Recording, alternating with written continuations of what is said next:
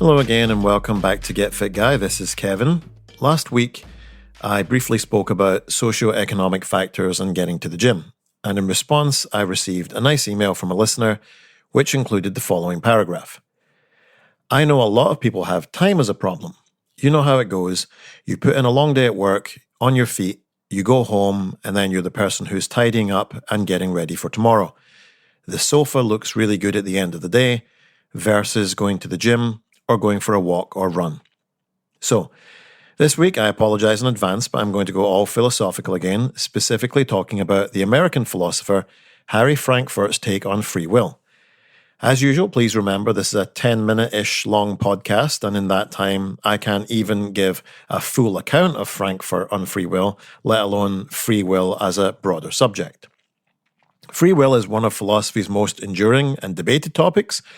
Among the many philosophers who have contributed to its study, Harry Frankfurt is one that stands out for his innovative approach to understanding the relationship between desires, will, and moral responsibility. In his essay, Freedom of the Will and Concept of a Person, which he wrote in 1971, he develops a framework that focuses on the distinction between first-order desires and second-order desires, which offer us a unique perspective on what it means to act freely and autonomously.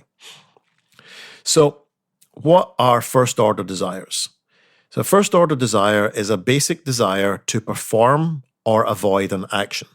These desires are fundamental to human behavior or can be positive or negative in nature. For example, a person might have a first-order desire to eat a slice of pizza because it smells delicious. Conversely, they might have a first-order desire to avoid stepping into a puddle in order to keep their shoes dry. Now, first-order desires are straightforward and tied to immediate preferences or impulses you might have. They don't involve any reflection or evaluation of the desire. They only express what you want in the moment. So, let's take an example of this in the gym. So, consider Alex, who's torn between two first-order desires. The first one is the desire to go to the gym and work out, and the second, which is the desire to stay at home and relax. Each of these desires come from Alex's immediate feelings. Perhaps the satisfaction of a good workout motivates the first one, but the satisfaction of lying on the sofa and doing nothing motivates the second. So now we'll come to what second-order desires are. Second-order desires are qualitatively different. These desires are desires about desires. So they reflect on an individual's capacity for self-reflection and their conception of who they want to be. So second-order desire, it is a desire to have or not have a first-order desire. So example, a person might have a second-order desire to study more diligently because they want to be academically successful, even if they have a first-order desire to procrastinate. They might have a second-order desire to not want the urge to smoke because they want to be healthier and they just don't want to be that person that's given up smoking and gone back to it. Now, the existence of a second-order desire reflects a higher level of cognitive and emotional complexity. It's what Frankfurt calls the human essence, our capacity to evaluate our desires and shape our actions based upon values, goals, and self-conception.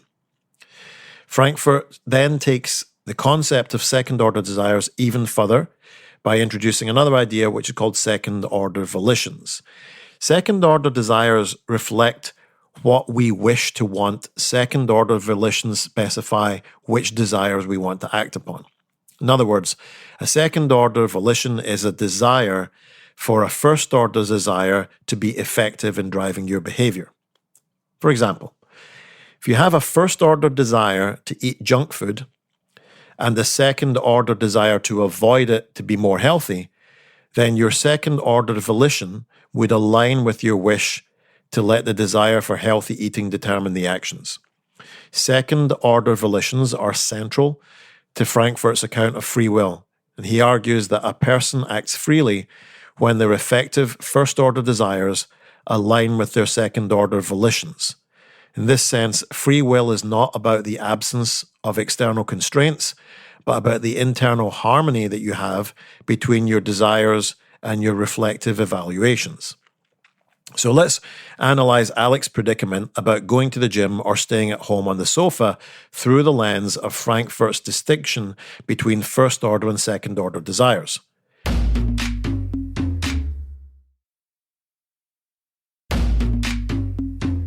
So, firstly, first order desires. So Alex has a first order desire to go to the gym because they want to improve their fitness and feel good after training. Simultaneously, Alex has a competing first order desire to stay at home, which arises from a wish to just enjoy immediate comfort. Let's look at the second order desires. So Alex reflects on the situation and realizes that they value fitness and self-discipline. Consequently, they form a second order desire to prioritize the first order desire to go to the gym. However, Alex might also acknowledge the appeal of staying at home and wish that they didn't have such a strong inclination towards laziness, which is a second order desire, to suppress the first order desire for staying at home. Let's look at the second order volitions. If Alex decides that they genuinely want their desire to go to the gym to guide their actions, then they will form a second ordered volition in support of that desire.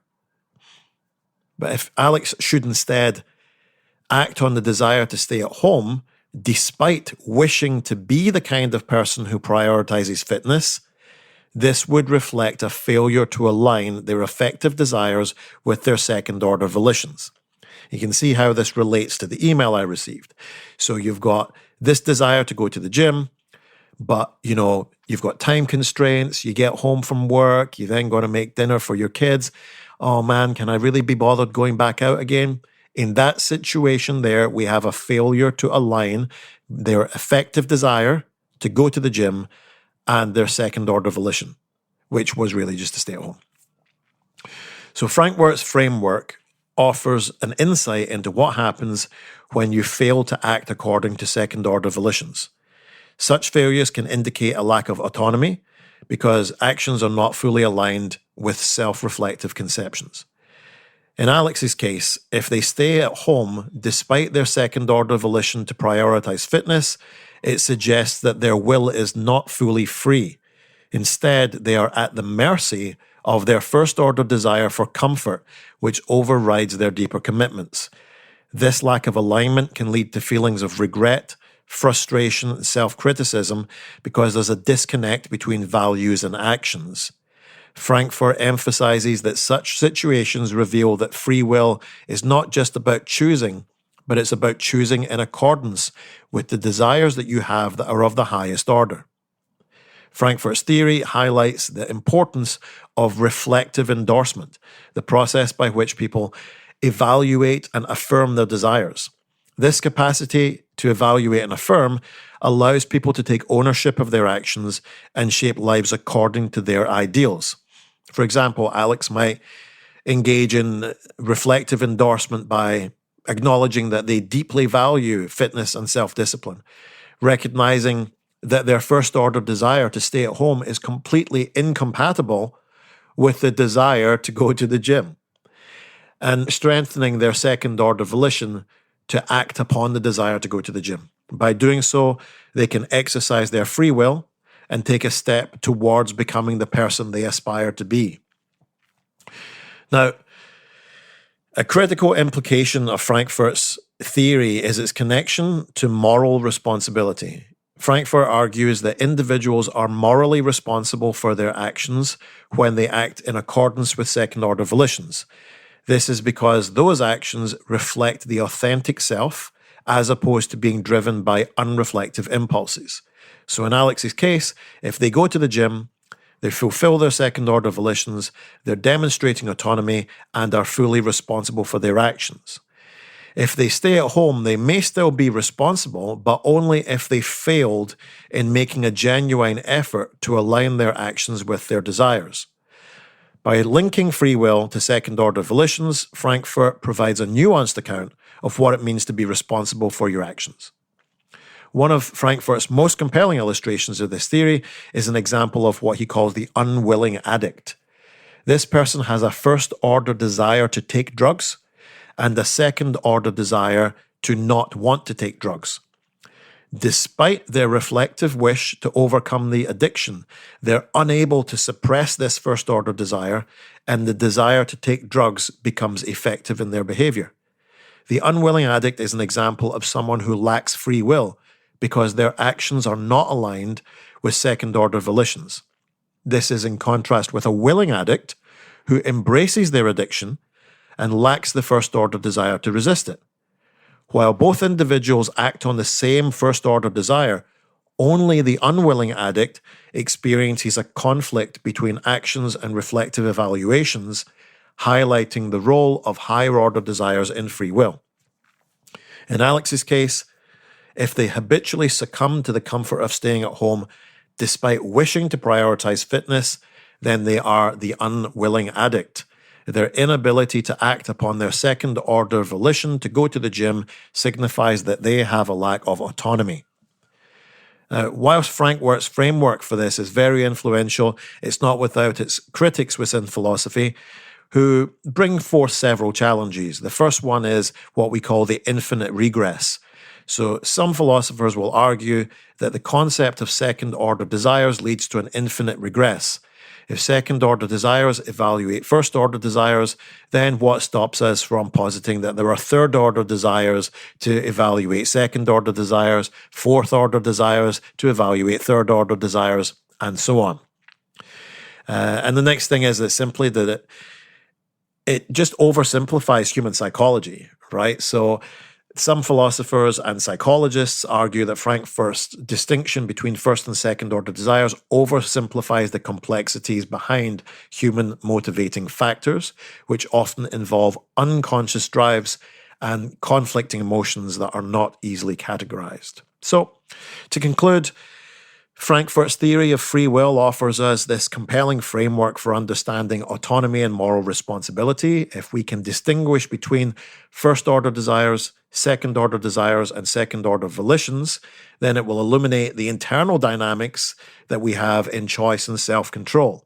These insights can be really useful in real-world scenarios, like the struggle between going to the gym and staying at home, where the alignment or lack of between reflective desires and actions reveals the extent to which you exercise your own free will.